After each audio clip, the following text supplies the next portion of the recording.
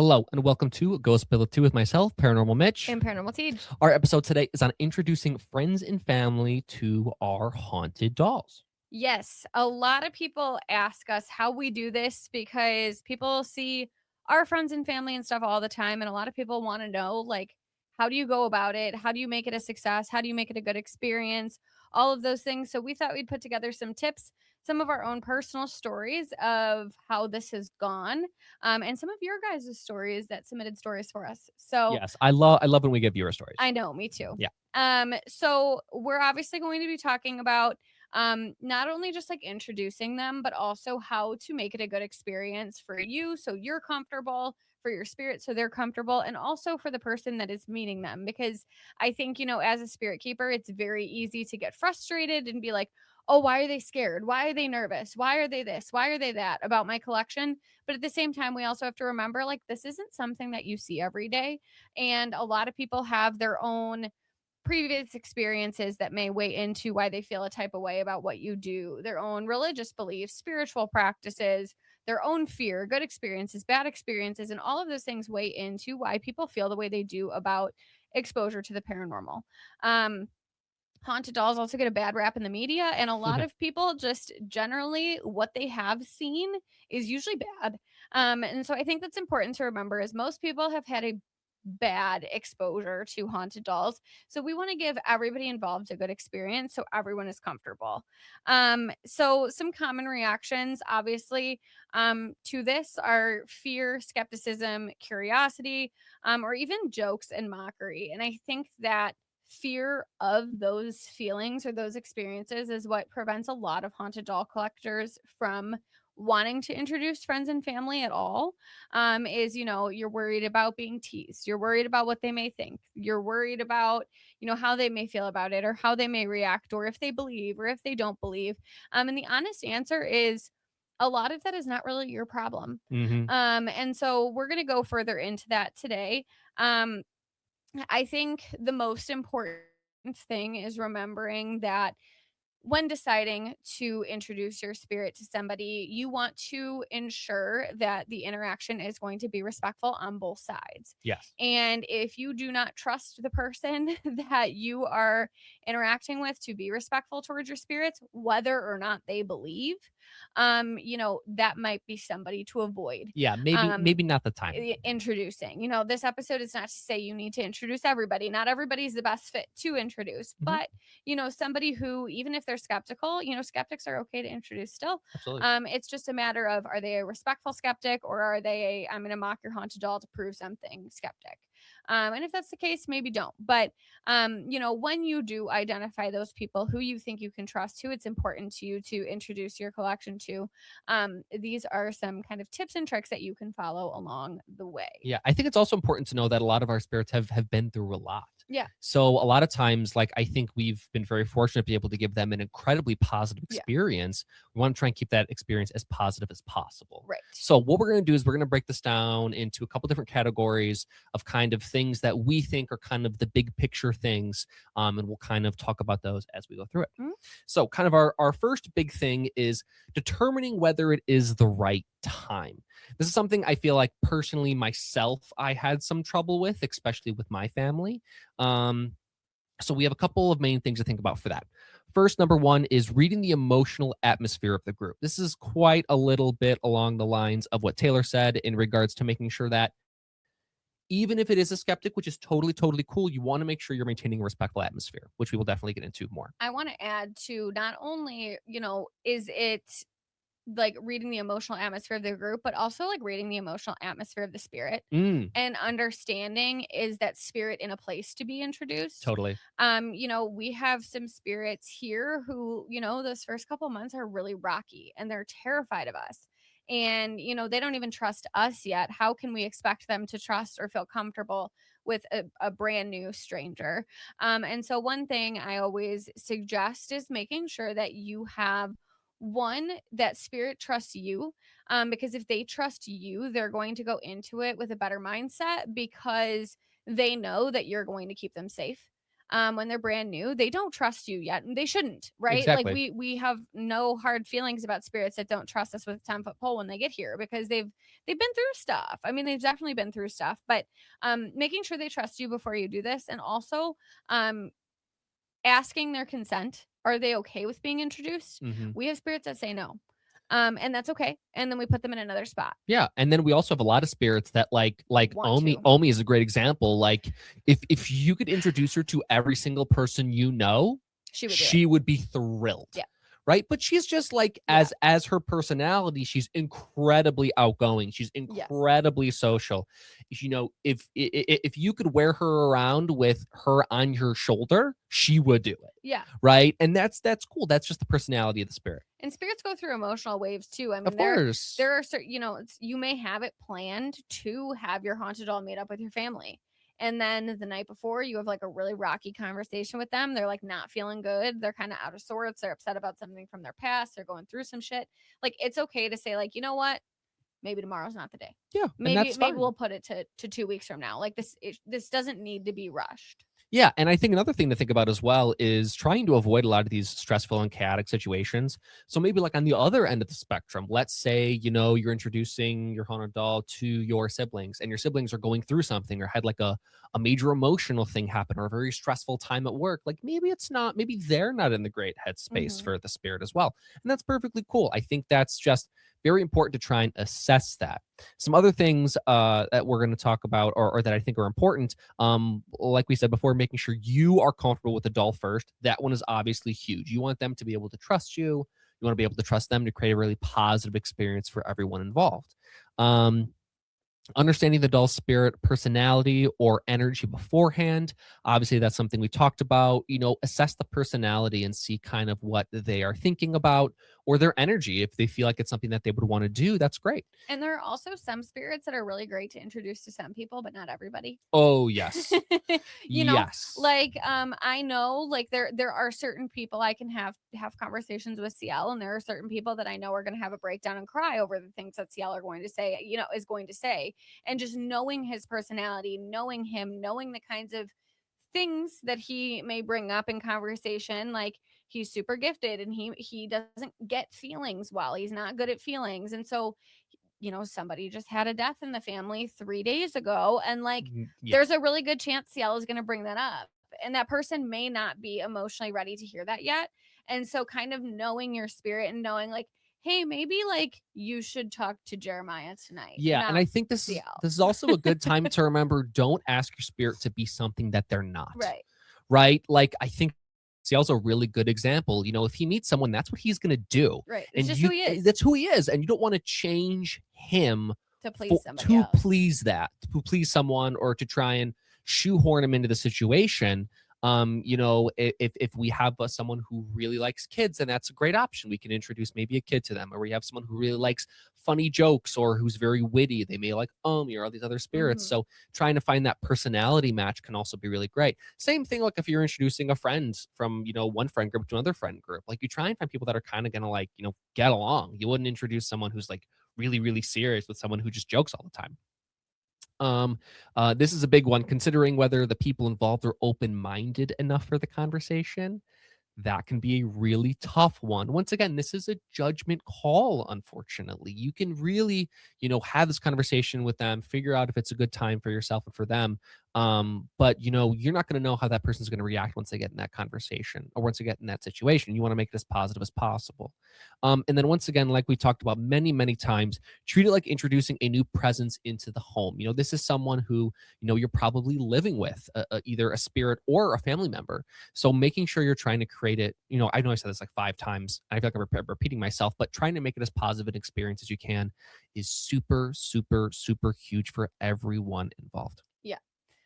Because spirits remember things too. And if they have like a Of really bad course. experience, like they're never gonna want to do it again. Yeah, Um, like I've made a really big mistake with Rowan. That was a really big mistake that I made Yeah. early on, and it still bothers her. Yeah. And Mitchell got scared. I got really scared, and that was 100% my fault, and I was not ready for that, and I shouldn't have done it.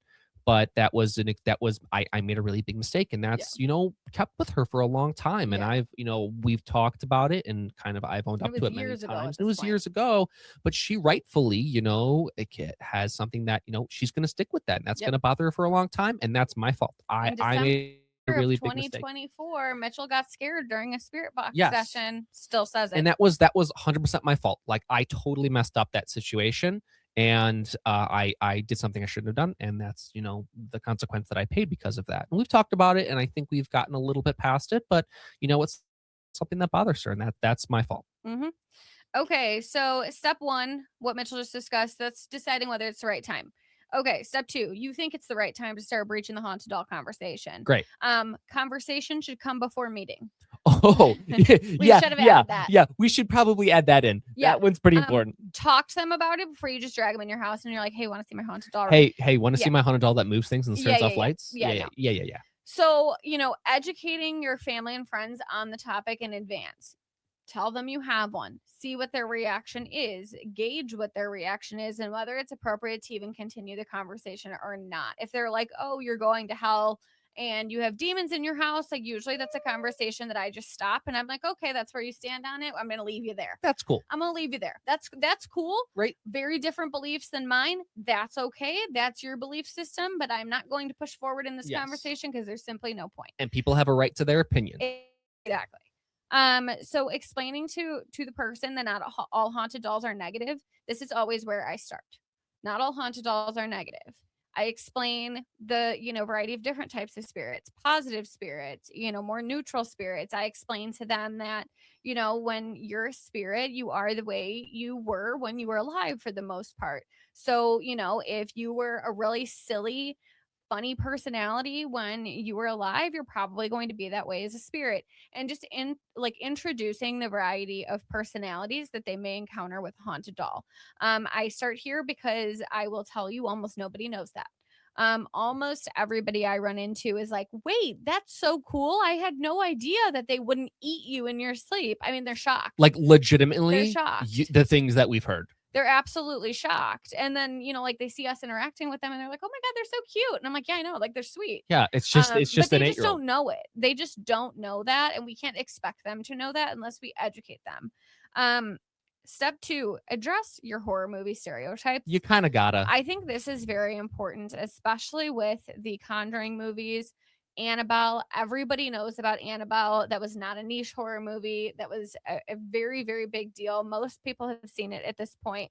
And so you say, oh, I have a haunted doll, and they're thinking the Annabelle from the Conjuring movies. Not even the real Annabelle. They're thinking the movie Annabelle is in your house and is walking around your house. So, explaining to them the difference and like, hey, this paranormal activity is not what actual paranormal activity looks like. Let me tell you a little bit about what an actual day in a haunted house can feel like.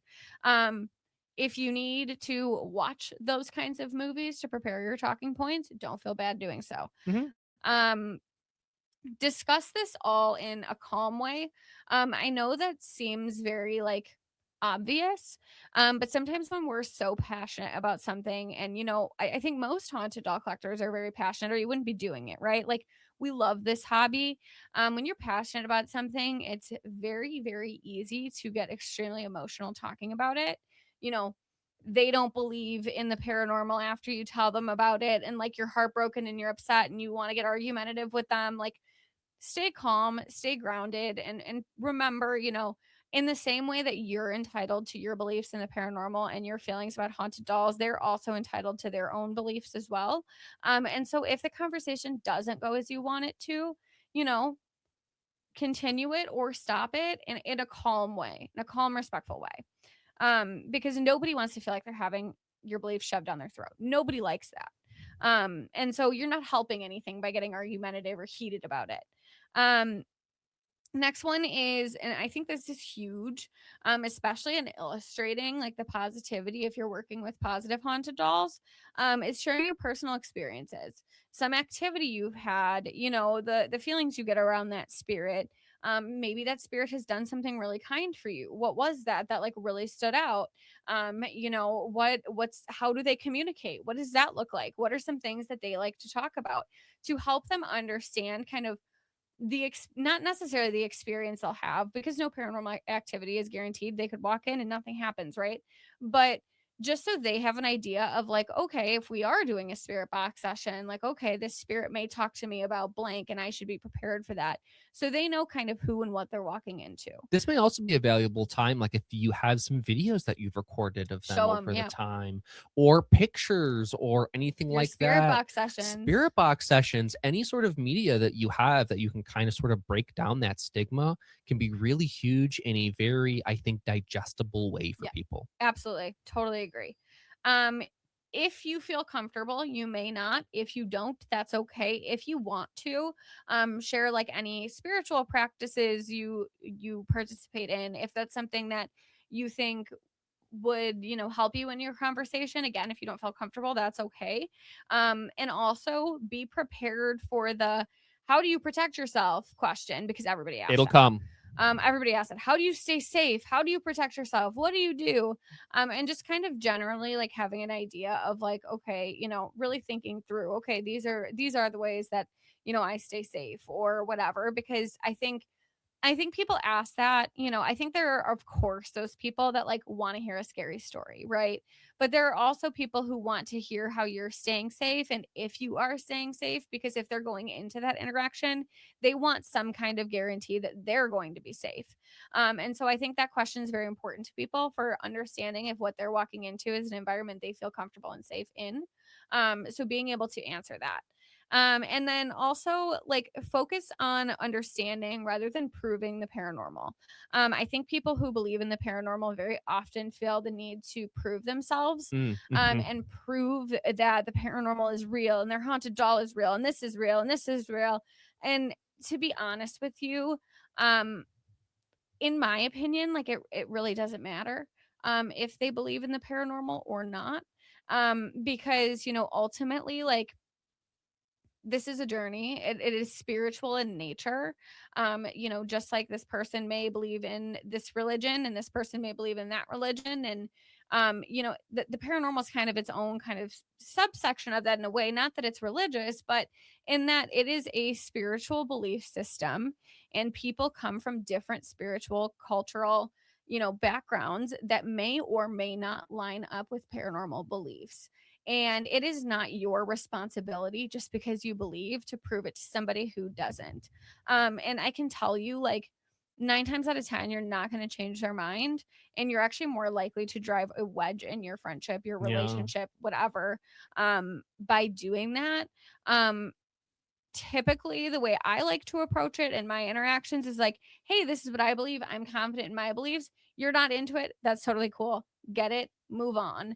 They may have questions for me. I answer those questions. But I don't get into any debates or if somebody wants to debate, I'm like, hey, no, like you're good, like you can believe that. I very much like just don't even get into it, because it's not a debate worth having. Yeah. Because if somebody feels so strongly that they want to have a debate with you about whether the paranormal is real, like you're not going to change their mind. You're honestly just going to end up upset.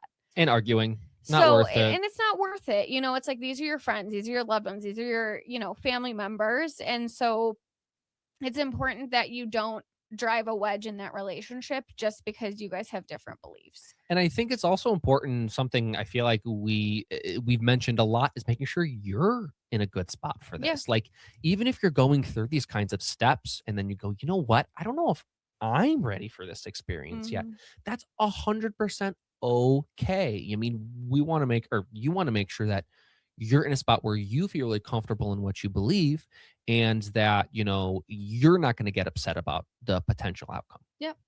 Okay. So, step 1, we have determined it as the right time. Step 2, we have educated. Why are you trying like that? I don't know, I'm Whoa. very excited. That was like that got really Well, we're very serious. passionate about education. Yes, we are. I was like, whoa. Okay, so this is kind Step of 3. this is step 3. This is kind of like a subset of step 2, but I think this deserves its own This category. is step 3. Is teaching them respect. We Yes. say this, gosh, I feel like we've said it a million times, and guess what? We're going to say it a million more. Because it's that important. It is that important. Okay. So these are kind of our main bullet points we're going to go over. Number 1, do not mock or provoke the doll slash spirit. And again, we know you guys know these We things, know you but know you it. need to teach them these things because they don't know it. Yes. They don't know it. And guess They what? see ghost TV shows, so they think I walk into a room with ghosts and I scream, "Show yourself." Like that's what these people think. Oh, I know who you're thinking of. Yeah, I mean that's what these people think. Okay, so like you have to very directly, like I know you know, but you have to remember, like these people don't know. And I think They really don't know. I think it's hard too, because like I know for we've been doing this for a couple of years now, personally, us.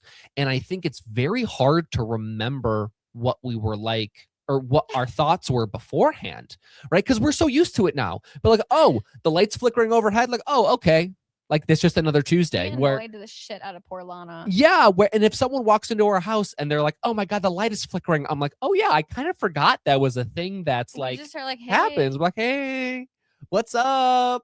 It's But like, they're like, oh "What's my good?" god, did you see that? Yeah, and once again, this goes along with teaching them respect. Yeah. Number 2, and boy, this is I feel like highlight bullet underline, do not challenge the spirit for entertainment. People will do it if you don't tell them. Don't do it. This is once again. We have had it happen. Yes. If they see something on TV and they go, "Oh, this is how I'm supposed to interact," that's what they're going to do. And that is a big, big, big red flag. Yes. Do not do that. Your spirit, I don't want to speak for them, but they're probably going to hate it. And they're probably going to get super pissed off about it. Yeah. Because guess what? If that happened to me, I'd be pretty pissed off about it too. This is kind of just like a general one, but setting clear boundaries, I think, can be really, really important. Now, this may be a little bit depending on the spirit, and that's cool. But some of the key ones that we wanted to think about or talk about were no touching without permission, no disrespectful and comments. This means like the person touching them without permission. Thank you. Not the spirit. Not boundaries for the spirit. You can also set boundaries for the spirit too. Well, yeah. Because they may, they might touch you anyway, they may like, give you a little poke in your head or something in your bum. We've had that happen a lot. No touching without permission, no disrespectful comments, and no attempts to test the paranormal. We are not in the market to convince people that it's real. This is not a science project. We are dealing with a spirit interaction here. Yeah. Our house is not your science project. Our house is not your science project. If you want to ask some of those questions, we will get into that in a bit. Explaining how negative energy can affect situations. Boy, this is a really, really, really big one. Or fear. We've talked about before, or going places or meeting different spirits, something like that. The energy will completely change if someone has a negative perception of what's happening. So trying to at least get them to a neutral state, even if they're a little bit nervous about it, I think that's okay. I think as long as we try and avoid the fear and the disrespect and the hate and the things like that. Those are just, I feel like so important. Lastly, I think this is kind of a culmination of everything. Encourage calm, respectful behavior around paranormal objects. I think calm is really big too. A lot of our spirits, personally, I can speak, have gone through a lot of things. So trying to maintain a really calm, peaceful, respectful environment, I think is an environment that everyone can really see the benefits in, and everyone can have a positive experience. Yep. So step 4, start with an easy conversation and normalize sharing the space. You have to remember that in these interactions, you are the model for how they should behave. Ooh, that's and so good. They are going to be kind of trying to do what you do. So if you're just throwing them in the room and standing there and not helping them out at all, they're going to be left to their own devices. So you talk to the spirit too, you interact with the spirit, you let them see how that relationship with that spirit looks, and they will kind of follow suit accordingly. And guess what? It may not even be a conversation. It may just be, hey, is it okay? You have this conversation, you set these boundaries. Hey, is it okay if I just bring my, my spirit in here while we watch TV? Yeah. Absolutely. That's totally fine too. And then they're going to go, oh, he's kind of just, just chilling. Like, that's fine. Mm-hmm. Yeah. So you want to keep the introduction casual. Again, you don't want to make this a production. You don't want to make this performative. Just very casual. Hey, this is my friend Jer. Like super chill. Like, this is my dude. And that's it. Avoid making the moment overly dramatic. I think it's very easy for when you're excited to dramatize things on accident. try really hard to like stay as neutral as you can, because that person may already be uppity, be nervous, be excited, be scared, whatever. And you being grounded and calm will help them kind of come back down to earth a little bit. Yeah. And once again, we are very passionate about it. We know a lot of the people who listen to this are very, very passionate about that. And that's incredible and that's amazing. But relax a little bit Yeah. sometimes. That can be very helpful. Yeah. You want to let the spirit kind of exist naturally in the room.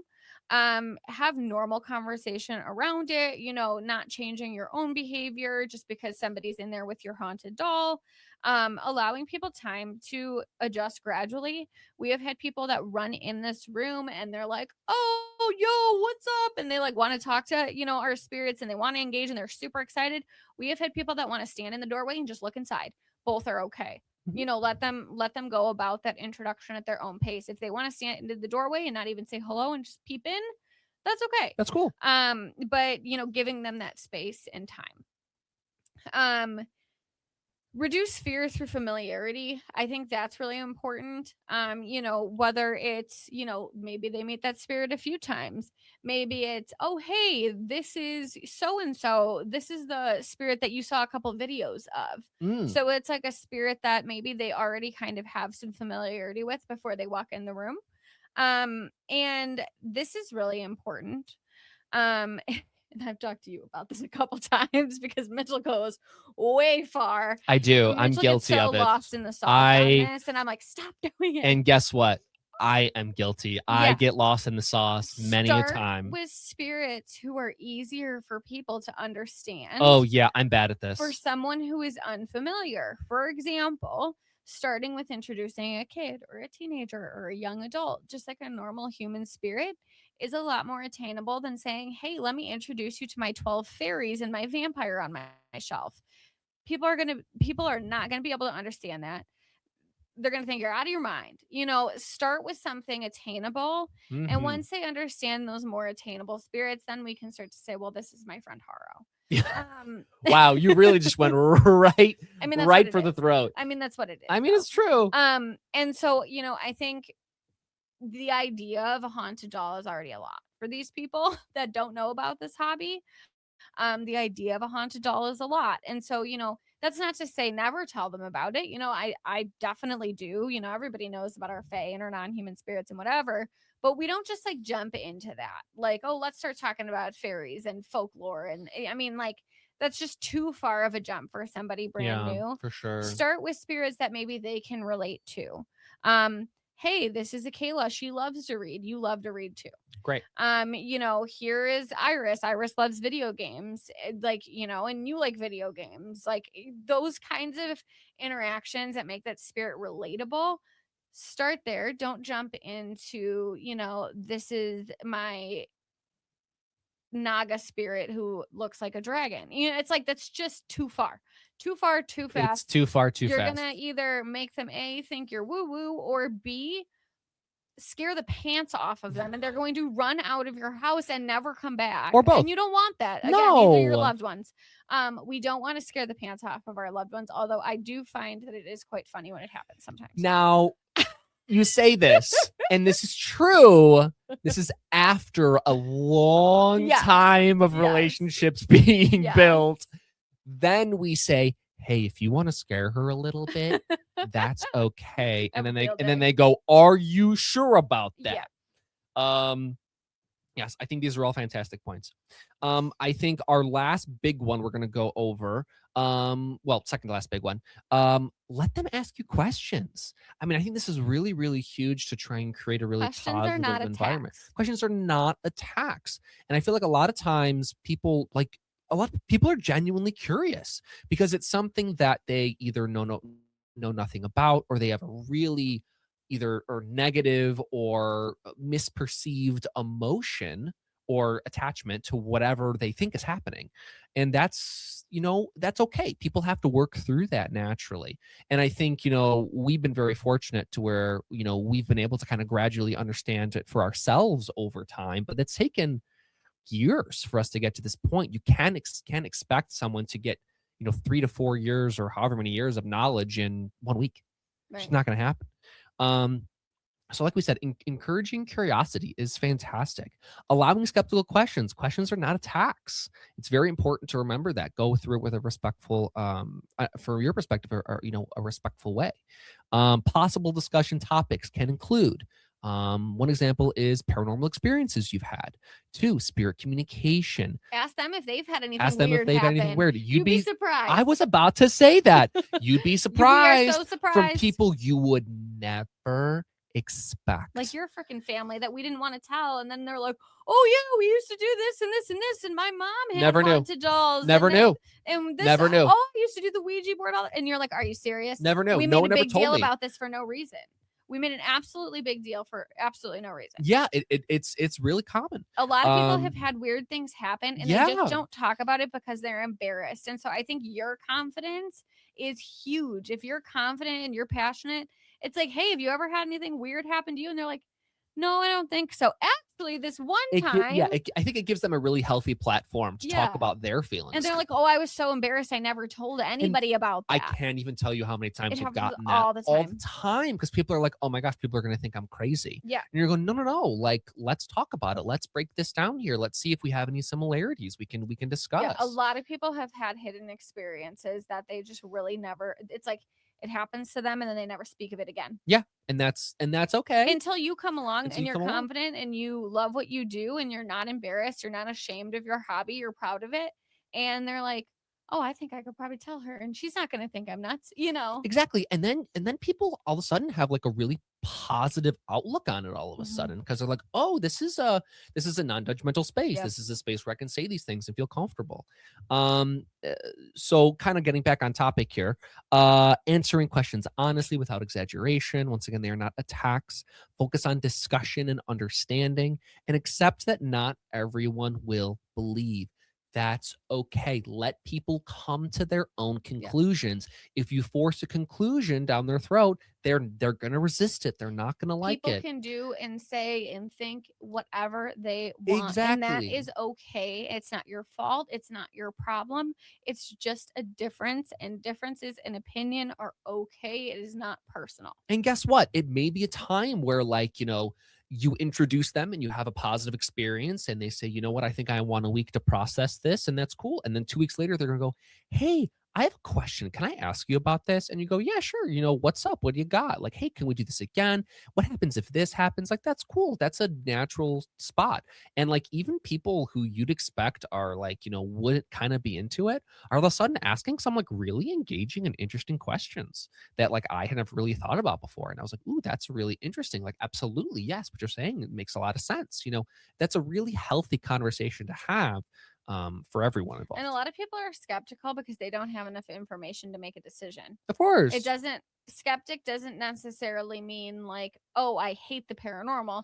Sometimes skeptic is just like, I haven't seen enough or experienced enough or know about or researched enough to even have an idea in my mind. Yeah, or they're really scared about it, which is a really natural thing. You're like, they go, hey, you know what? I just kind of don't want to think about it. I'm really scared of it. I don't want to have any negative reactions or experiences because I've watched all these scary movies, and like, that's cool too. Yeah. Mm-hmm. Okay. So the next part, introducing children to haunted dolls. Kind of a subset. Yes. This is special. That was the list of ways you can go about actually doing this. This is about introducing kids to haunted dolls, which is slightly different. This really could apply to your own kid and your own haunted doll, or like somebody's kid who's visiting your house. We did not have this in the episode, but then somebody submitted a viewer story about introducing their haunted dolls to their kids. And I was like, ooh, we got to talk about this. Like, Mitchell, we totally forgot like a huge thing. Totally. Here. Yeah. So, super important. Thank you, Shadow. We appreciate you. Thank you, Shadow. So introducing kids to haunted dolls is a tricky thing. Because they look like toys. I think that's a big one. That's a big one. Is honestly more than anything, because usually the ghost part, honestly, the kid doesn't care. They're like it's very true. Rarely. They're kind of just like okay. Like young kids are like, oh yeah, there's a spirit, like it's a ghost. Okay, cool. Hi. Cool. I have like, someone new to play with. You want a piece of candy? And like actually, I know a lot of collectors who have children who are very close with those spirits. and who love having haunted dolls in their house. And so honestly, kids are usually far more accepting of the concept itself than adults are. What a thought. So, I think the most important thing is respect. Totally. And teaching respect for that vessel. I have heard this phrase to kids a couple of different ways. We don't have kids. Um, we have not done this. I full transparency, but this is what I have heard from other people who I know who have done this is saying things like, "Oh, the doll is like their home. It keeps them safe." Um, you know, the doll is their body, and so we don't touch their body unless we ask them, stuff like that, kind of like humanizing the experience, also explaining like, yes, this may look like your toys, but this doll is not your toy. That is their body, that is their house. It's not a toy to play with. I have heard of people who have children who want to play with that vessel so bad, and so they buy a very similar doll that is not haunted for their child to play with, and that's their sister. Great. The spirit's sister, and they can play with this one, but not that one, that kind of thing. I think offerings are a great way to include your kid in it in a way that they get to feel like they're doing something. I think a lot of times kids want to feel like they're doing something, they're included in something. And so offerings, I think, is a great way. Let the kid give them a piece of candy or, a quarter or A whatever. quarter. Yeah. I Love mean, it. maybe they have fairies. I don't know. That's true. Fairies need Although I cash. feel like we have a lot of our spirits that would really love a quarter. Yeah, They would go that's what crazy for a I'm quarter. saying. Why is it No, crazy? you're right. You're right. You're right. You're I'm right. like, I'm like a quarter's like a hot commodity It is, you know offering. what? That's a good point. That's a valuable piece I'm like, of I'm like, why is this offering. surprising? We do this all the time. We do it all the time. And so, having that kid, be included in that process, give them an offering, teaching them to say hello, to say goodbye. I think the most important thing is making sure that their vessel is safe and it is treated like their safe place, and it does not become just one more thing for the kid to grab onto. If you have an older child and it's very easy for them to respect that. Just telling them about it. If it's a younger kid where you're worried about them being mischievous and just kind of into it, maybe putting that vessel on like a higher up shelf on Mm, the wall where they just can't reach it. Um, and I think also teaching them like kindness. They may not understand respect for spirits and all the lingo that we use, but just like, hey, we're nice to our friend. We are nice to Samika just like we are to insert living friend or living relative here. We are just as nice to them as we are to each other, and introducing those concepts of just like basic kindness. And again, obviously same thing with adults. Your example is everything. Kids model their behavior after what they see. absolutely. And so, if they see you being nice and saying, hey, can I have permission to, move your vessel or whatever, they see that, they'll probably start doing that too. I have seen some of like the cutest things though that like spirits have wanted to do with people's kids. I have had spirits that, I've seen spirits that have wanted to be involved in their children's tea parties. I have seen spirits who, the kid writes letters to them and they keep them all, different ways. And so with, spirit kids, we do this too. But when you're saying, no, you can't do this, offering a replacement. Like, no, you Mm, can't just grab their vessel anytime you want and play with it like a toy. But we can ask them together if they want to do this activity with you. What do you want to invite them to do? Let's ask them if they want to do that. And helping set up those interactions. I would say, and this is just like a total sidebar, but I would recommend, if you do have children and you're wanting to get into this hobby and you're not already into this hobby, um, sticking to positive spirits, because children are very, very vulnerable, especially to some of the less kind things out there. And so, wanting to make sure that kids are going to be kids, right? And we can't expect kids to not be kids. Kids are going to do kid things. And sometimes they're going to screw up. Sometimes they're going to knock that vessel over on yes. accident. Sometimes they're going to steal, the spirit's offering as their own toy or whatever. We've heard these stories how many times. a positive spirit is not going to retaliate. Something else might. For basic kid mistakes, but usually, positive spirit, you say sorry, like, hey, I didn't mean it, or hey, my kid didn't understand, and that spirit's gonna get it. Um, Not everybody gets that. And not and not every And we spirit can't gets that. you that's what I'm saying. Yeah, Not yeah, every yeah. spirit gets that, or is going to care about that apology. So, Absolutely. I would stick to positive spirits, but those are some ideas, and we have a viewer submitted story that goes into that too. But first, we wanted to share some of our personal stories, some of our favorite experiences with introducing people. So I'll let you go first. Ooh, I get to go first? Yeah, Okay. So I think one of my favorite experiences was when I had a family member over. My father came over. this is crazy. So we're big football fans. I played football growing up, and my dad and I share that relationship very much. And so he came over to watch a game. And I said, "Hey, Jeremiah, who's over here." Jer has turned a lot of people. Yeah, and it was a thing where Jeremiah and I would always watch football games, and I asked my father, I said, "Hey, is it okay if Jeremiah, watches a football game with us?" And eats chips. And eats chips. And thankfully, my dad had already had a previous experience with Jer and thought he was really interesting. And he was like, "Yeah, cool, absolutely no problem."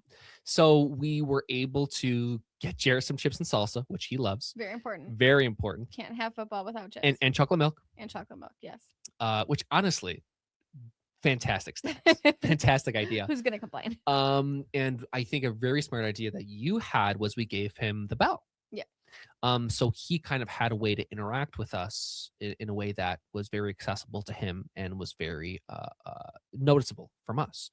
And so we watched the game, and Jer watched the game with us. And, Jer would ring the bell at certain times. The team would score, and Jer would ring the bell. And my dad thought it was the coolest thing on Your the dad planet. had his Snapchat out. He was trying to video it. He was recording it. I He don't was go like, people aren't downstairs going to for these believe events. it. When it's like a sports situation, I am like so happy to run and not be involved. I don't sport. And so I like was upstairs, and I came down for like dinner or whatever. And your dad like comes running up to me, and he's like, "Taylor, you're not going to believe it." And I'm like, "What?" He's like, "He rang the bell so many times when the Backstreet Boys commercial came on, and he must really like that Backstreet Boys song." And like his dad was so happy. It was so it cute. was great. And I think He was so proud to tell me this. Like he was like, "Did you know he likes the Backstreet Boys?" I was like, now I do. Thank you. I think it was a really great experience because I'm going to go through the reasons why I think. Number one, I think I'd had the conversation already with my family about it, and my father was very willing to learn more about it and was very open to it. Yeah. Two, we had a previous experience with Jeremiah over the holidays, I think, right? Yeah. To where he already met him. He kind of already He had an met idea my of what was mom's going on. spirits, and my mom's spirits were downstairs, so my mom has haunted dolls too. And our Yes. families were together, and our haunted doll room is upstairs, but my mom had all her haunted dolls downstairs in this like one area.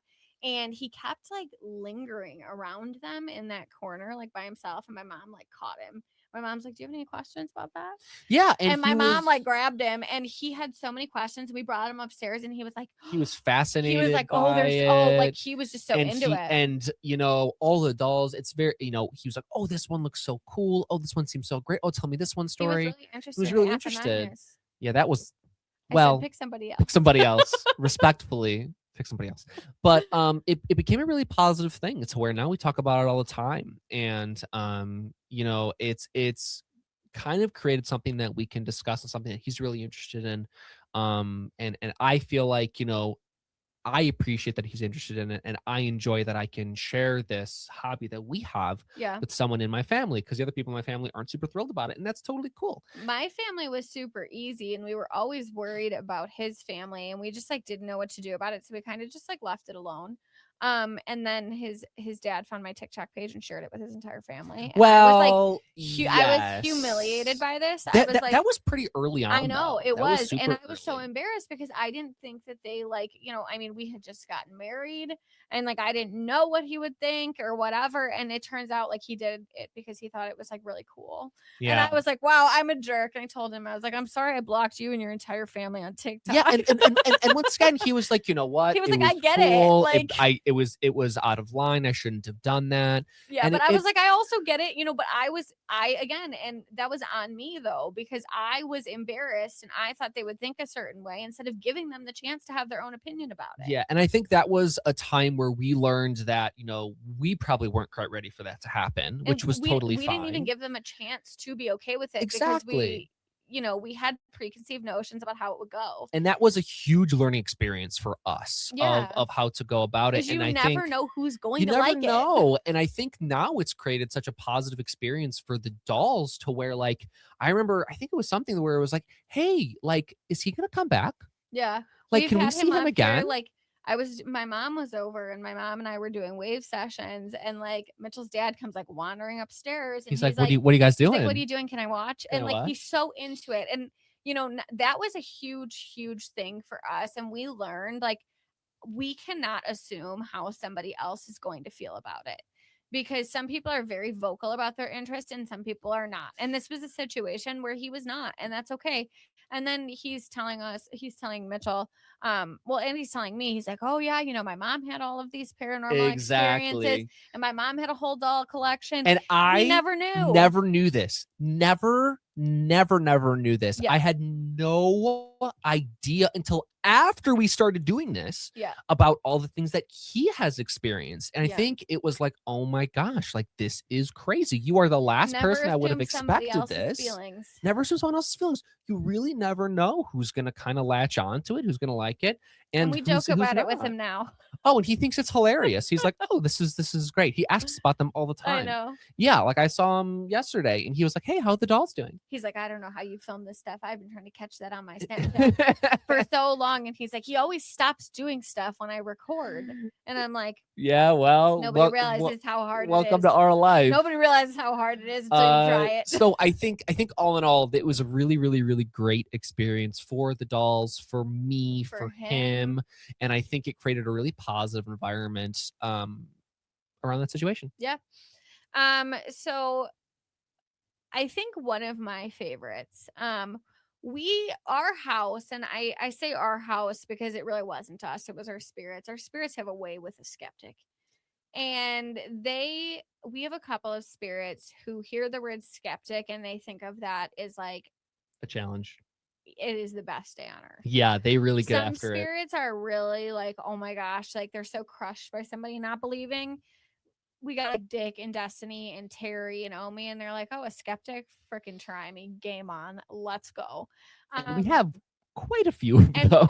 So we have a track record of skeptics leaving our house no longer skeptics. Correct. Which don't expect that to happen. We just happen to have some really hard-headed teenagers in this house that go all out. Yeah, it's Taylor's type. Yes. So I think one of my favorite experiences was our friends from the UK came out here. I really wanted you to tell this story. I'm so happy you picked this one. Yeah. Our friends from the UK came out here. They are wonderful, wonderful people. Oh, lovely people. Amazing human beings. And they came out here and came to our house. They knew we had haunted dolls. They are people who wanted not shit to do with ghosts, didn't believe it was scary, not into it, not shit to do with it. But Taylor, I will watch every single video you ever post because you're my friend and I love you. It was very respectful. But they were pretty much like, this is not for me. I don't even expect. I'm like, people who aren't into this, I'm like, don't waste your time watching my videos. If you don't like this, don't watch it.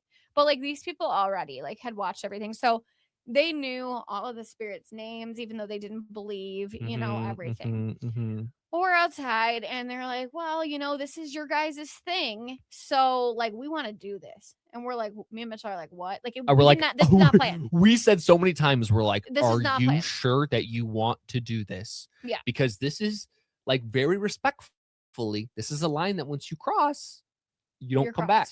So this is not planned. We did not know this was going to happen. No, we were just sitting outside having a fire, and they're like, "Well, this is your thing, and we'd like to support our friends. So like, let's get up there." Ironically, I'm pretty sure we actively planned. We're like, we're not doing this with them, right? Like, we're not going to do this with them tonight. No. Oh we're my gonna make them so uncomfortable, blah blah blah. And we want them to have a good vacation because they flew all the way out here from the UK to see us, and then they're like, well, let's get up there. Isn't this the day I served them raw pizza? Yes, that is the day you served them raw pizza. That was ridiculous. Yeah. Anyway, We had a pizza oven incident. It's a whole Long thing. That's a story. different story, Different story. different day. Not paranormal No, related. no, that's a Mitchell had an issue with the pizza oven Don't know story. how to It cook was quite related. hilarious though. Anyway, so they come up here and Nicole is very, very, very social with guests. People Yes. don't expect that from her because of kind of her personality is very like low key, but when a guest comes over, she will literally activate a piece of equipment the entire time. So Nicole is just turning this flashlight on and off. And this man is standing there like this. And he's like, she's turning on the torch. Like, why? How is she turning on the torch? Yeah. And like, I'm like, oh, we're losing it over a flashlight. Okay, this is weird. And he was like getting really excited about it, and he just like wouldn't stop watching her on the flashlight. And I was like, this is weird. And then they started asking more questions, and they're like, well, what else can they do? Oh, that's a whole can of worms. So I'm like, okay. I'm like, I don't know if they're going to do this or not. Like, I always tell people, I will set up gear, but don't expect them to use it. Mm. Nicole used it Yes. the entire time. And so then he thought that was really cool. And then his wife is like, oh, can we talk to them? And I'm like, uh-huh, you can. I don't know who you're going to get, but you can. So who shows up first? Who do you think? It's Dick. Dick shows up first to every single guest. Yeah. So they talked to Dick, and it was Estes method, and they were into it, really into it. Like they were laughing at all of his jokes, and they couldn't even function that Taylor couldn't hear. I'm like, no, guys, Taylor's not listening to this. So he like let them like wave in front of my face and like clap and like yeah, show that I just let them go to town, like, flinching or reacting. Like apparently they were like all over like testing it. I had no idea because again I couldn't hear or see. Mm-hmm. So they tested that themselves. That was okay and no problem. So they got such a kick out of Dick, which he's the one that I would say his track record is the best for turning a skeptic. So honestly, it's very good. People just fall in love with his ass. And so, and he knows it I get too. out of That's the the spirit worst box part. and they're like raving about him. And they're like, oh my God, he told us this and this and this. And I was like, oh, that's interesting. I was like, I didn't expect that to be a reaction at all. So they're like, could we do it again? And we're like, sure. And CL comes on. So CL comes on.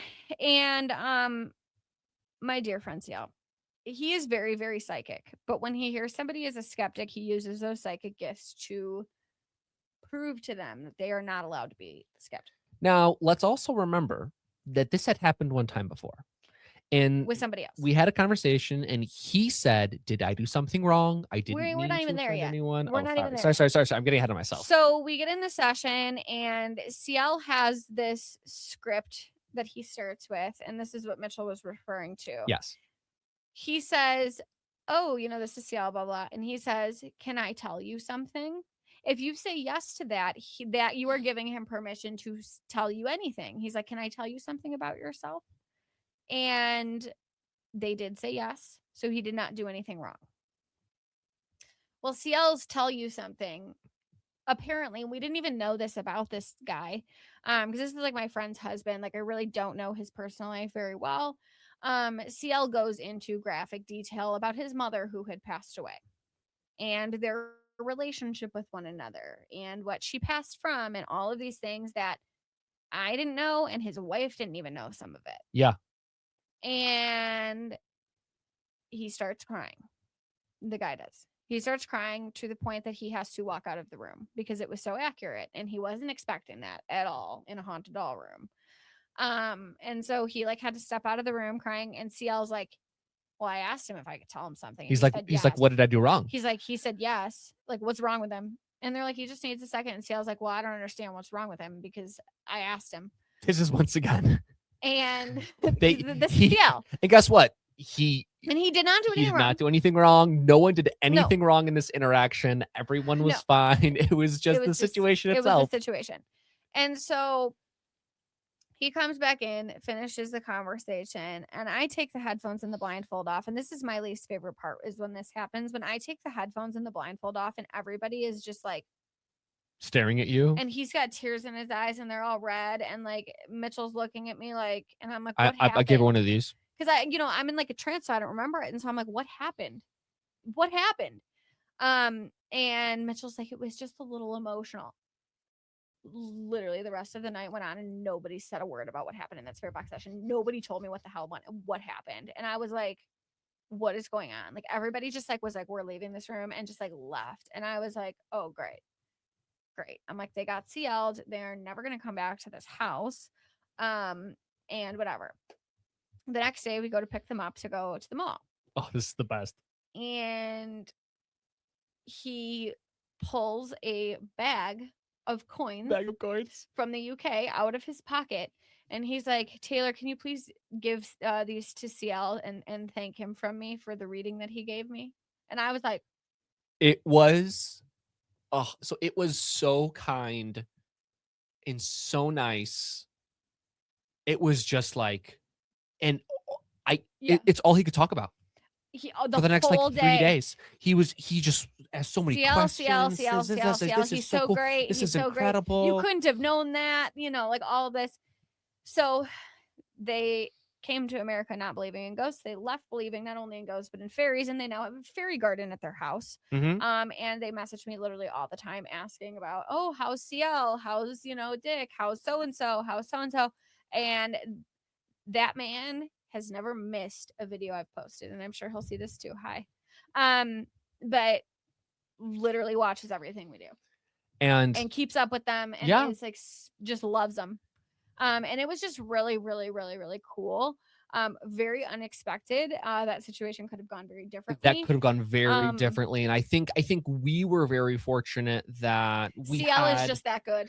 He's that good. The accuracy was so good, and it wasn't anything any of us could have known. No. Like the validity was just so crazy. High. And two, it was something where I think if this had happened maybe like a year prior, it wouldn't have gone as well for CL, because I think we've been able to work with him quite a bit. He's learned a lot about us as humans. In the past, he would have been like, "Why the fuck are you crying?" Exactly. And I think he's learned a lot about how we work, and that's helped him, navigate those a little bit. But I think we were also very fortunate that we had friends who were at least open to understanding how it worked. Yeah. And, understood that, yes, this experience they had was very jarring and emotional and unanticipated, but it was a positive thing. It was only positive things that were said. It was an incredibly good emotional experience. Yeah. It was just a heavy emotional experience. Yeah. But it was really cool, and they love the Fae now. Those people love the Fae. Yes, they do. Always are like, oh, what kind of Fae are native to our area of the UK? And like they've got all these questions. Yeah, it's great. I've taught them like how to set up their fairy garden and like all of these things. It's precious. So it's fantastic. It's really awesome. Okay, so those were our personal stories. Now we are going to go over some of your guys' stories. Mitchell, you're reading the first one. Yes, I. So we have 3 stories from our viewers on their experiences. Each of them was very kind to send us a picture along with their story. And so I will put that up while Mitchell is reading. This first story is from Katie with a K. Okay, so my younger sister has had an irrational fear of dolls for her entire life. Like, I'm pretty sure she thought every doll came with its very own demon. So when I told her that I had started collecting haunted dolls, she was, at best, very skeptical. Made a bunch of jokes about Onyx being Annabelle and etc. Fast forward a couple of months, my sister is coming to visit and has finally warmed up to the idea of meeting the spirits. I was expecting her to be a little freaked out. I was truly shocked when she wasn't, like not even a little. She told me that she was expecting to feel scared in my house now, but she didn't. The vibes were not off, but actually really comforting. Her and Onyx were besties by the end of the weekend. Onyx is awesome. Yes. Sorry. Side note. We get to meet Onyx. Good side note. Excited, she ended up leaving my house later than she planned because she was showing Onyx K-pop Demon Hunters, and they had to finish the movie.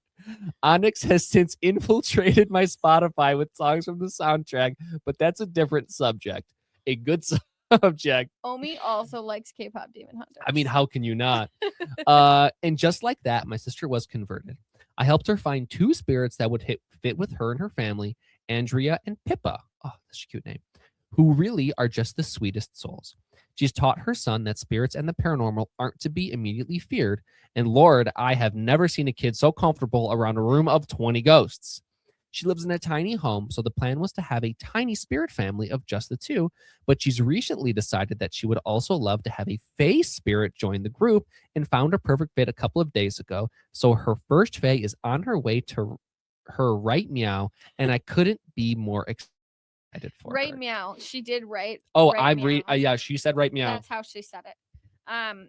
Okay. What a lovely story, Katie. I know. I Thank you love very that. much. I love that. I love when like the family is like, oh no, and then they're like, wait, but I love them though. Absolutely. My mom, it was the same thing. My mom was like, "Are you sure that's safe? Absolutely not. Are you sure that's safe?" I Now wanna she's got do it. now she's got a whole bunch of them and loves them. Yeah, And it's awesome to see how people can come around with the right experiences, with the right spirits that aligns with them. absolutely. Absolutely. And actually, it was Stefania who really won my mom's heart. Absolutely. She's My wonderful. mom was like, "Oh my gosh, she's so nice." I was like, "I know. That's I what I've know. been saying." She's fantastic and incredible. Yeah. Okay, so this next one is from Shadow. And Shadow says, so when I first started collecting, I made it a point to tell my children. I explained that they're friendly and they use the doll like a house to stay safe. It went over really well. My kids have always felt safe with my spirits in the house to the point that they'll come in my room and say hello and good night on a daily basis. My son has become attached to our 3-year-old spirit Falcon, while my daughter loves Kim. They even come in with offerings for them now. Shadow did give me permission to share photos that their children are in. So let me show those. So this Oh is my gosh. That is the cutest photo I have ever seen. them playing Hot Wheels with Falcon, which is so cute. Oh But like, my okay, gosh. can we talk about how these children and that vessel, they look like they could be related. The Oh 3 my of gosh. them. That is the They cutest. all look alike. It's so cute. I don't know. This is like the cutest thing I've ever seen in my entire life. So thank you for sharing them with us. We appreciate you, and I'm really glad that we got a story in about introducing them to kids. Oh, And again, kids are so open-minded. If you oh, they're teach so them, good with them. they'll be like, "Oh yeah, sure." They're so good with Let's them. play Hot Wheels. Yeah, it's awesome. All you have to tell them is like, hey, this, they're gonna play Hot Wheels or we're gonna play Teenage Mutant Ninja Turtles Yeah. together, and they're like, cool, Great. like great. Okay, so our last story here is from Ray. Prior to introducing friends and family to my spirit friends, I give them information. All of my friends and family know about their names, their ages, and how they communicate or are active. I also will send videos to them sometimes. My dad is to the point he shares their stories and photos with coworkers. You go, Dad. You go, Dad. Dad is great. He is so proud of them. My mom has also started doing the same. The day of introductions, I have a talk with my spirit friends. I usually wait until the morning of so that they are not thrown off by day or time. I let them know who is coming, their relation to me, and how many people and why they are coming. Excellent. This way, everyone is on the same page and nobody feels nervous or off guard with someone randomly coming to their home or safe space. Today, my dad met them. He explained to them that he was coming over to help me hang an exterior door, so while they may not see him at first, there may be loud noises. I then explained that once we were done, he would come inside and talk to them. Once we were done, I brought my dad in and introduced each of them. My dad, being a firm believer in the paranormal and having his own experiences, took to them immediately. He called them by name, taking time to talk to each one of them and compliment their vessels and offerings. Kenna, one of the spirits, has visited him by dream weaving previously, so he was especially excited to meet her. He noticed some of their offerings are vintage toys, so started telling them about his toys growing up. During this discussion, Emily, another one of our spirits, moved slightly. Her vessel is jointed and you can hear the distinct sound she makes. My dad knew even before I realized. He was so flattered and excited. Prior to leaving, he said goodbye to them. I explained to them that tonight we will do an Estes session so that we could talk about them meeting him and they can have a chance to ask questions about him. I also explained that he may house it for us sometime so they will see him more. That is a incredible story. Yeah, I love that. I love it. I love that. And I love that he was like so excited and like really took the time to get to know them too. Like some people really like rush through it. But him like taking the time to really like understand each of them. And I think that's so cool. Yeah, I don't know. I feel like, we've had so many overwhelmingly positive experiences with it. Yeah. that I really look forward to introducing them to people now. Yeah, I do too. And, before we go into our commercial break, I would like to leave you with one thought that really goes into all of this for me. And that's like our own confidence as haunted doll collectors and paranormal investigators. Like, I think we've been trained by just like people in the world in general to be like embarrassed and like fear, people thinking we're nuts or, the nasty things people say about people who believe in the paranormal. But ultimately, like, it's nothing to be ashamed of. It's no different than any other hobby that anybody else has. It's okay that you love doing this, and you shouldn't feel like you need to hide what you do for other people's pleasure. In my experience, I'm very, very open about this. I am not embarrassed of it. Everybody we know in every aspect of our lives knows about our collection. And I am proud of that. And regardless of if they believe or not, I think it's really important to remember that, if somebody truly loves and cares about you and for who you are, what you choose to do in your free time is not going to impact their view of who you are. And And if it does, you probably don't want them around, to be yes. honest with you. And I think also remember, like, I know speaking for me personally, like, that took a long time. Like, Yeah. that's not something that happened overnight or in a Yeah. short period of time. I think, it's gotten to the point now that we're a couple years in and I'm really starting to feel super, super comfortable and open about it. But I really wasn't that way for a long time. And that's okay too, to kind of I go through always your own was journey. more than you were because I Yeah. grew up with it, but like you just weren't there yet, and that's okay. But like it's one of those things where it's like if somebody is going to feel a type of way about you because of what you choose to do in your own freaking house, is that something you want around? So, Enough said. be proud of what you love to do. You care about your spirit, but like also care about yourself, and realize that like, your hobby is an important part of who you are and you shouldn't hide that for anybody. So we will leave you on that note before we go to our commercial break. This episode is so long. But our spirit of the week is coming. So get your dancing feet going. Because you're not going to want to miss the spirit of the week after the commercial break. Oh, a fan favorite. A fan favorite for sure. Very excited to be spirit of the week. And someone who knows a thing or two about introducing himself to people. A couple things or two. Yeah. So we will share maybe some of those stories when we get back. But see you soon. Don't leave. Episode is not over. I was built to last with the webs I'm weaving. I could change the past with all I'm achieving. Got my foot on the gas, never stop competing. If you break my glass, then this life's gonna end. I wanna be the best in the game, invest in my name. Check no restraints, I'm obsessed with the pain. I ingest, I retain, assess and I change. Possessed by the thought I'll be free one day from society's restraints. Money, clout and fame, mud, disease, a plague. We all love to hate, have to play the game, have to make a name. All our insecurities are on This display. is war with the enemy, think that it was meant to be. Living in a time where disease is on every screen. I won't let them fester me, I know most are festering. Negativity is a plague for the mentally weak.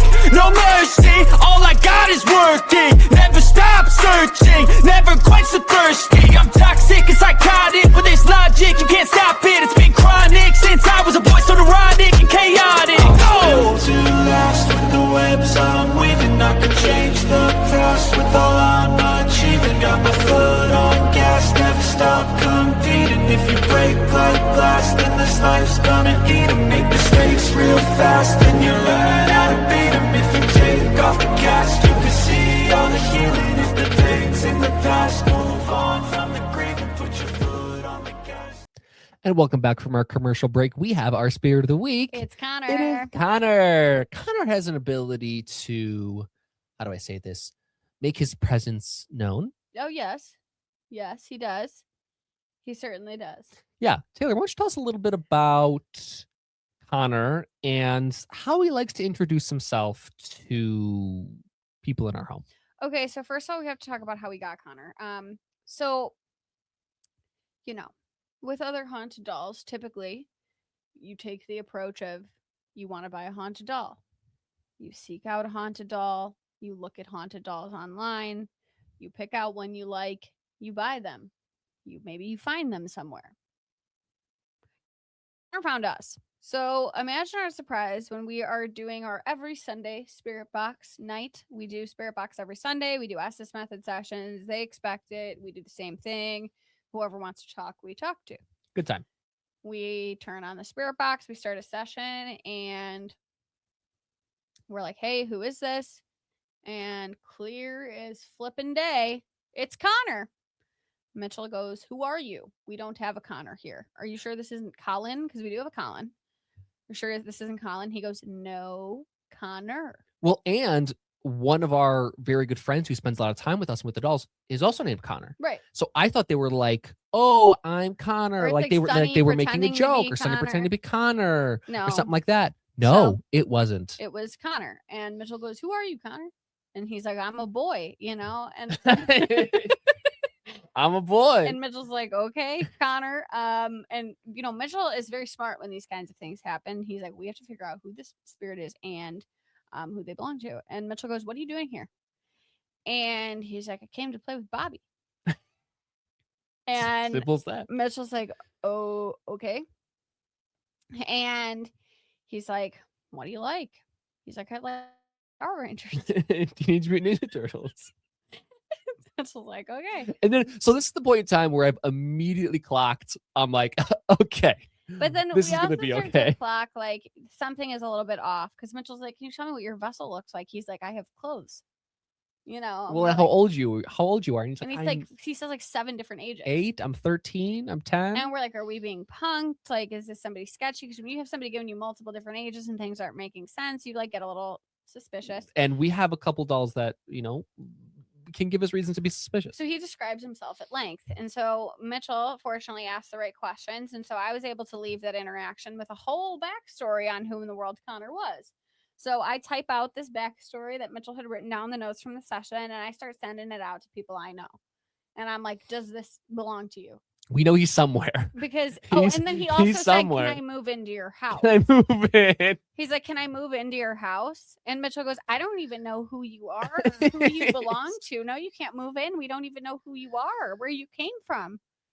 And he was like, well, I'd like to move in. He's like, I'd like to move in. And we're like, okay, we'll keep that in mind. Thank you. So I start sending out this bio to just random people. I'm like, do you know this chap? Nope. Nope. He's somewhere. Nope. Someone knows him. Nope. I don't know who that is. I'm getting responses back. Nope. And then finally I get a hit. And she's like, yes, Connor lives here. And I'm like, he does? I'm like, he's real. He does live somewhere. He came from somebody, And she's like, yeah, he's not for sale though. And I'm like, oh, okay. And she's a seller. And she's like, yeah, I really like for my spirits to behave before I send them out. So I can't sell him because he does not behave. He does not behave. I just don't want to have somebody have to deal with that.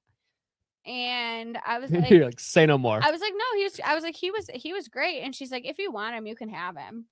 She's like, clearly he picked your house. She's like, he sits in my shipping room and I buy from this seller. And she's like, he sits in my shipping room. And so, she's like, the spirits at our house know your house. And I always tell them oh, you're going to Taylor's house. And so clearly he caught wind of whose house he should show up to see if he can get himself sold.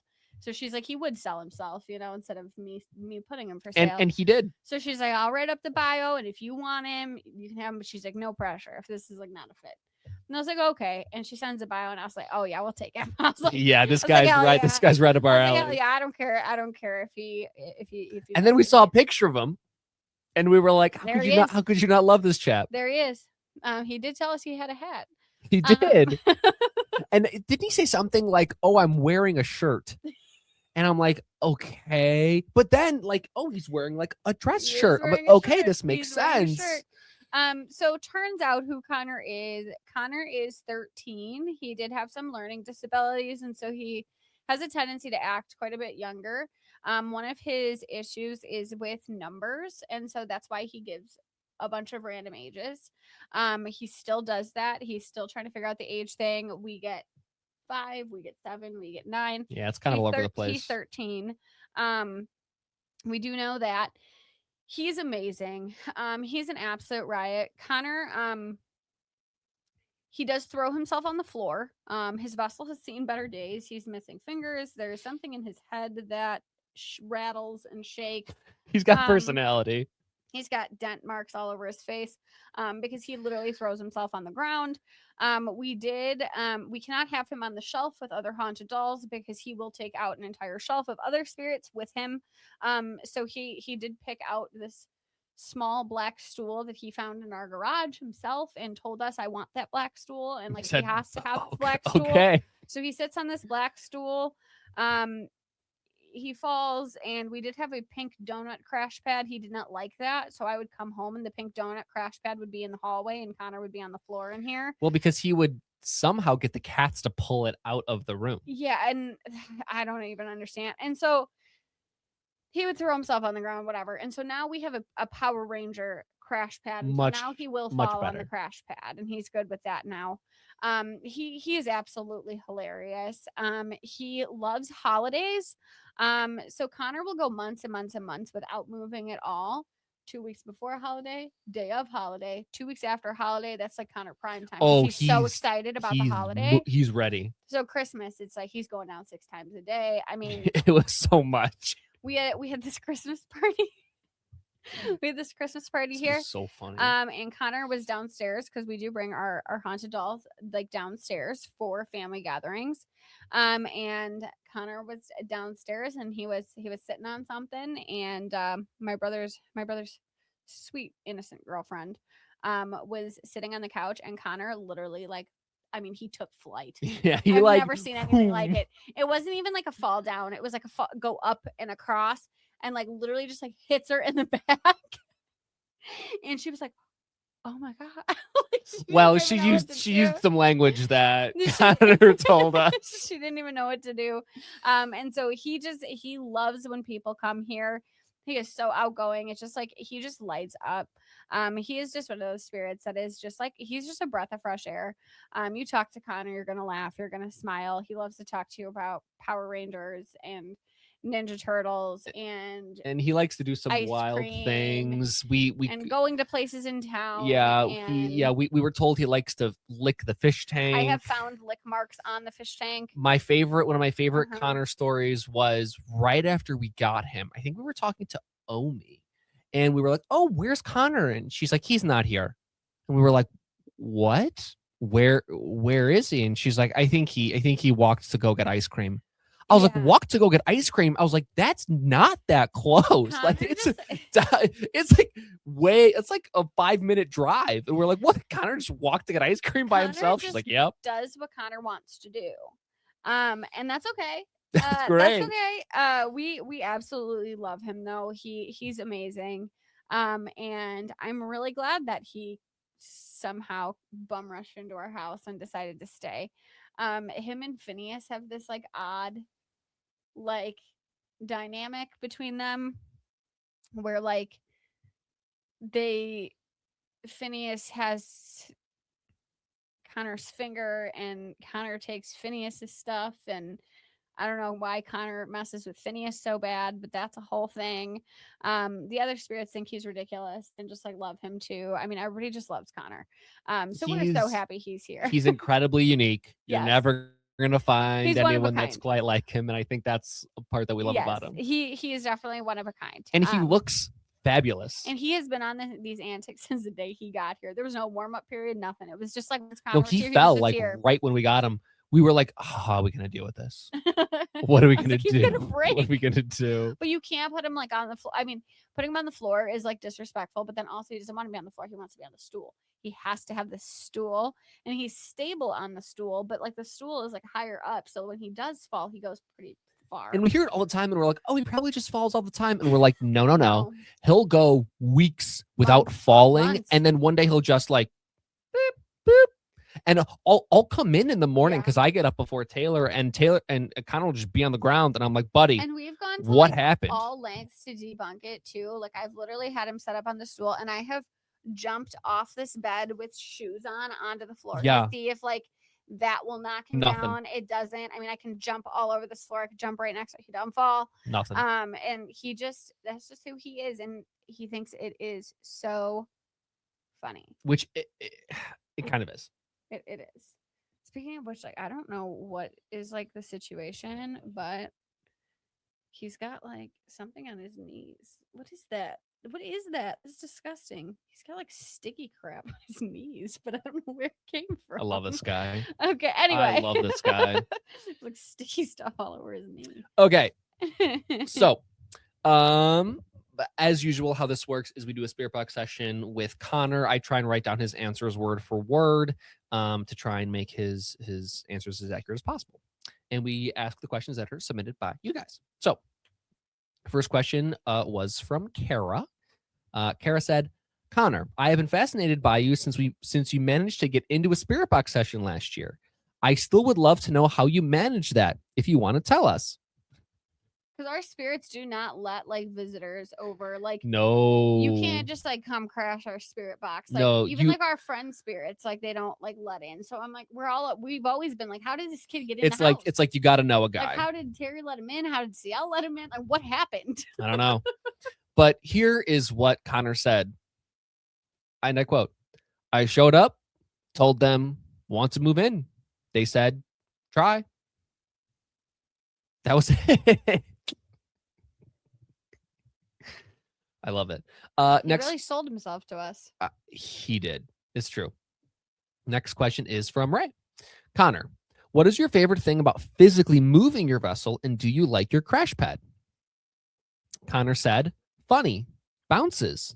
Pillow isn't as funny." It's a good point. It does got a nice squish to it. Yes. And Yes. and it is his favorite color, Power Ranger as well, which I think helps. Yes. Next That's question. why the pink donut, he would not let that fly. No, he wasn't a fan. And then he would leave the donut in the same spot and he would manage to fall around the donut. Like, I was like, how are you even doing Which was that? pretty skilled, honestly. Like, he would manage to go this way, that way, diagonal, just to like not hit the donut. Yeah. But the Power Ranger will do it. You did it. Next question is from Ray. If you could describe yourself with one word, what would it be? And Connor said, cool. Cool. Next question is from Shadow. Connor, what is something you wish? Sorry, I read his answer. Okay. Connor, what is something you wish more people knew about you? And Connor said, I run fast.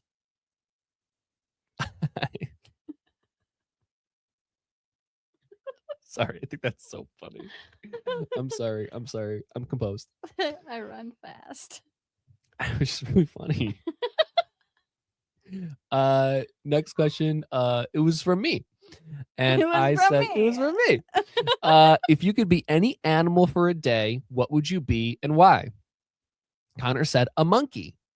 I said, why? He said, because they swing around. Sounds pretty cool to me. He's so cute. Next question is from me. What is an activity you think everyone should try with their spirit friends at least once?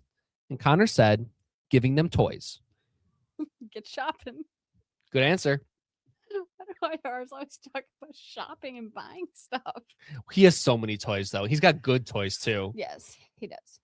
Yes. Next All question. my brother's old toys from childhood ended up Connor somehow. My mom brought over like Yeah. bags of my brother's old action And he figures. had a ball. Yes. He has so many cool action Yes, figures. Connor has acquired all of my brother's childhood toys. Somehow. It's awesome. It's awesome. Next question was also for me. Where is your favorite place that you have been since you lived here? And Connor said the museum, which we took them to car a museum. car museum, and we're going to take them back to do like a Yeah. tour of the Titanic and whatnot. Yeah. It's going to be very cool. There's dinosaurs there. It's a really cool place. There's dinosaurs there. Exactly. This was probably my favorite question I had to ask Connor. This one's again for me. My question was, what has been your favorite reaction to you falling over?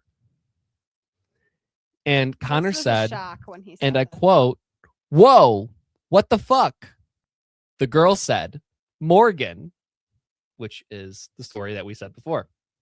And I said, oh, was this when you were at Christmas? He was like, yes. The children have the language. They The say. children have the language. And honestly, that might be on us. That might be on But us. they blame Omi. So But they blame Omi, so it is what it is. it's probably a Um, combination. Yes. The next couple questions here are from Nerdinator. First question is, if you made your own Power Rangers team, what would the colors be? And he said, all red. A lot of red Power Rangers. A lot of red Power Rangers. Next question. What's the coolest thing about Power Rangers? And Connor said, they're strong. Also true. Yeah. Next question. These are all from Nerdinator. If you had a giant collection of something, what would it be? And Connor said, turtles. Turtles. Turtles. Next question. What's the weirdest food combination you'd try? And he said, I don't know.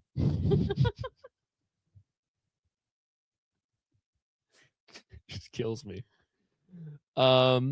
He's very straightforward. He's very straightforward. Next, There's no beating around the bush. There's no explanation. He will answer your questions, Wait, but it's going to be really this next one is one of my straightforward. favorites. Fast. If you had a secret hideout, what would it look like? And he said, like a rock. And I said, what would the inside be? He said, great. Oh my God. Next question. Are you okay? Do you need a second? I'll keep going. Okay. No cut. No cut. Next question. What's your favorite snack? And he laughed a lot during this one. And then he said pie. And I said, oh, I like pumpkin. He said, not that. He said, is apple. Which, yes. Next question. Good. It's good for you. It's good for you. If you could have any pet, what would it be? And Connor said, a lemur. Oh, okay. And I said, oh, what would you name your lemur? And he said, no. He said, different than my name. I was like, okay. And I said, last question. What's the funniest thing you've ever seen happen? And he said, Harper getting stuck on Stormy. Those are two of our cats. They like to Well, fight a sometimes little when bit. they're like playing, her like claws will get stuck in his collar and then they like roll around about it. Yeah. So yeah. And then I'm like, I have to like unlatch. Yeah, them. it's kind of a mess. I said, do you have any advice for introducing your friends to your spirits? And he said, nope. Yep. And I said, is there anything else you want to talk about? He said, outside. I said, oh, what should we put outside? He said, trampoline. I was like, oh. And I was like, I don't know if we could use that. He said, not true. He said, you need it. You can share. I was like, oh, okay. You need a trampoline. You didn't know that? I yes. So What's wrong with you? yes. He did tell me You would yeah. in fact also benefit from a trampoline. I would benefit from a trampoline. Obviously Connor would too. Yeah. His like arm is like dislodged. Oh man, I love this guy. He's so funny. He really is. He's great. Oh, I will put his story down below in the description. His is a story that I do like to give a trigger warning for, though. His story is very tragic, and so please be mindful of that before you choose to watch. Because there are some very heavy things in there that I just like to forewarn about before you go watch that one. But it will be linked down below if you would like to learn more about who he is and what he is all about. This was our episode on introducing your friends and family to your haunted dolls. We hope that it was helpful. If you have done this and you've had a good experience, if you have questions about doing this, you just want, a voice of reassurance, whatever, drop your experiences down in the comments below. let us know. We hope that with these tips, it goes better for you and you have a good experience. Some of our most cherished memories with our haunted dolls were also with our friends and family who were present for them, because they just light up when people come to see them and give them attention. And, our friends come over and bring gifts for them and just like really treat them so incredibly well. And I think I think it's something they really look forward to as well. Yeah. So we are very grateful for the people in our lives who have made this process so smooth for us, so smooth for our spirits, and made them feel so seen. in the process. And we hope that you guys get to have those experiences as well, because they are truly, truly amazing. But we hope you found this helpful. And until next time, we will see you later. Wait, waving. Bye, everybody. Connor says bye.